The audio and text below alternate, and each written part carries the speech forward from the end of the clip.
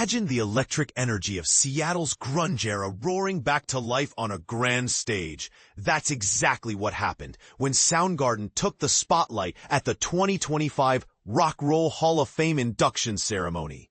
If you're a fan of raw, powerful rock music, this performance is the kind of tribute that tugs at your heartstrings and reminds us why these legends endure. On Saturday night, the iconic grunge band Soundgarden shared the stage with an impressive lineup of fellow musicians, including the versatile Brandi Carlile, Pearl Jam guitarist Mike McCready, Alice in Chains' Jerry Cantrell, and Taylor Momsen from the Pretty Reckless. This all-star collaboration lit up the Rock Roll Hall of Fame event, celebrating Soundgarden's lasting impact on rock history. You can catch the highlights by watching the footage below. It's a must-see for anyone dipping their toes into the world of 90s alternative rock.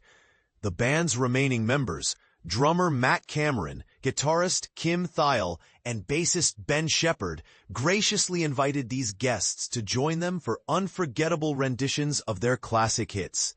For those new to Soundgarden, think of them as pioneers of the gritty, introspective sound that defined the Seattle music scene in the late 80s and early 90s. Jerry Cantrell stepped up on guitar, while Taylor Momsen delivered a commanding vocal performance on Rusty Cage, a high-energy track from their 1991 album, Bad Motorfinger. Momsen even honored the late frontman Chris Cornell by recreating some of his signature stage gestures, adding a poignant, personal touch that brought the crowd right back to Soundgarden's heyday. Next, Brandi Carlile graced the stage with her powerhouse voice, infusing Black Hole Sun, one of Soundgarden's most haunting and psychedelic anthems from their 1994 Super Unknown album. With her signature vibrato, Momsen jumped in for the unforgettable chorus, creating a layered harmony that echoed the song's themes of disillusionment and escape in a way that's both nostalgic and fresh. But here's where it gets interesting. Carlile's involvement might raise eyebrows for purists who see Soundgarden as strictly a grunge outfit, yet her folk rock style blended surprisingly well, sparking debates on how tributes should evolve. Following the emotional acceptance speeches from the band, the evening turned even more heartfelt with another special moment. Chris Cornell's daughter, Toni Cornell, teamed up with Heart's legendary guitarist Nancy Wilson for a stripped-down acoustic version of Fell on Black Days. This somber track, also from Super Unknown, explores themes of depression and resilience, perfectly suited for an intimate arrangement that highlighted the song's raw emotional core, making it accessible even to listeners unfamiliar with the band's heavier side. Now, you might wonder why someone like Brandi Carlile, known more for her Americana roots than gritty grunge, was chosen for this honor. Well, the Seattle-born artist has deep ties to Soundgarden's world.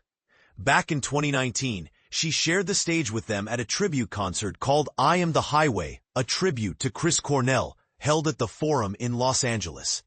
There, she belted out Black Hole Sun and joined Chris Stapleton and producer Brendan O'Brien for Temple of the Dog's Hunger Strike, a supergroup track that bridged Soundgarden and Pearl Jam's legacies. For beginners, Temple of the Dog was a one-off project honoring a mutual friend, blending heartfelt lyrics with soaring melodies. It's a great entry point into Seattle's interconnected music family. Matt Cameron explained the band's vision to the Seattle Times, emphasizing their desire to stay true to their roots. We aim to make it as Seattle-focused as we could, bringing in folks who were with us from the very start. This choice underscores the tight-knit community that birthed grunge, a genre born from rainy garages and underground clubs in the Pacific Northwest. Kim Thayil echoed that sentiment, adding depth to their story. Having our fellow artists, close friends, and longtime collaborators from the area join us means everything. It's not just about being rock musicians in Soundgarden.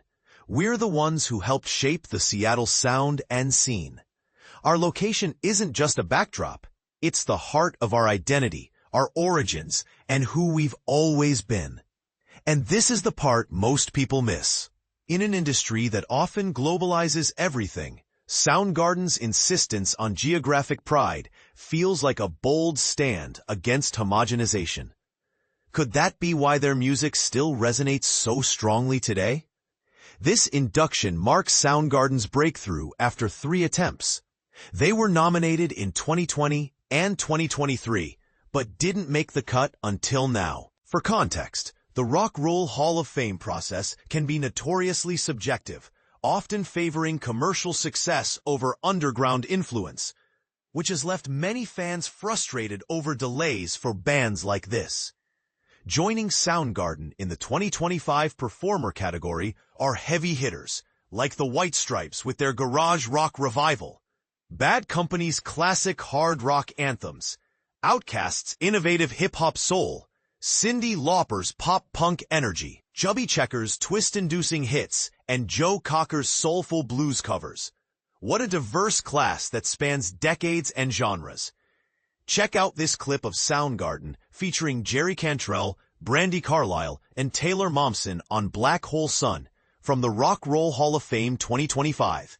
pic.twitter.com/YMY8DZMDU via t.co/YMY8DZMDU via @iJeffGarden on November 9th, 2025. But let's stir the pot a bit. Is including artists like Carlile a fresh evolution of grunge tributes, or does it dilute the original Seattle edge? And did Soundgarden wait too long for this recognition, given their role in defining a generation? What do you think? Should the Hall prioritize influence over sales? Drop your thoughts in the comments below. I'd love to hear if you're team grunge purist or open to reinvention.